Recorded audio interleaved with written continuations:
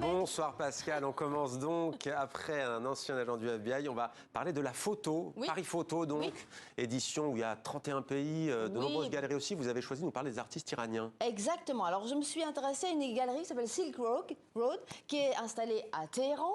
Alors, évidemment pas facile pour le moment, pour la galeriste et pour les artistes en ce moment avec les événements de Téhéran. D'ailleurs, vous allez voir, elles sont toutes habillées en noir, en solidarité avec les protestations et en solidarité avec les victimes aussi, parce qu'on parle quand même de quelques centaines.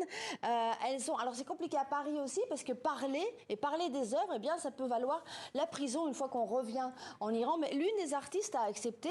Elle s'appelle Mariam Firouzi et son œuvre est un peu particulière. Elle photographie des immeubles en ruine. Elle a demandé à des peintres de faire des fresques, des femmes peintres de faire des fresques. Et puis ces femmes peintres posent dans les ruines avec les fresques. Ça a l'air anodin, mon cher Mohamed. Eh bien vous allez voir, en Iran ça peut poser des problèmes. Regardez notre reportage. C'est une photo historique très célèbre. 2 ou 3 semaines après la révolution islamique, des femmes ont manifesté contre le port obligatoire du foulard. Aujourd'hui, elles redescendent dans la rue pour protester à nouveau. Cette nouvelle génération est si courageuse. Ces femmes manifestent pour réclamer leurs droits.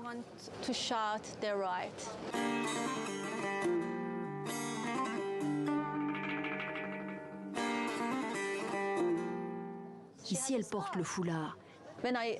Quand je déciderai de montrer ces photos en Iran, je vais devoir demander la permission aux autorités.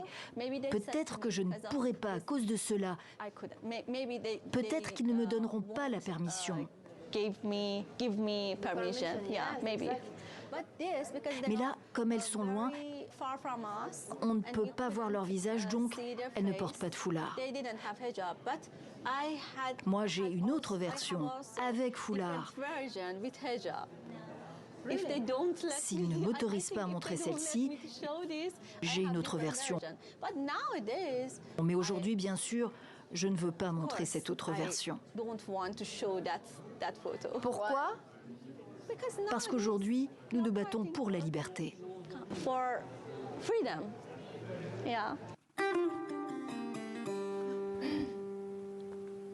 Paris Photo, c'est jusqu'à dimanche. Merci Pascal pour cette chronique culture.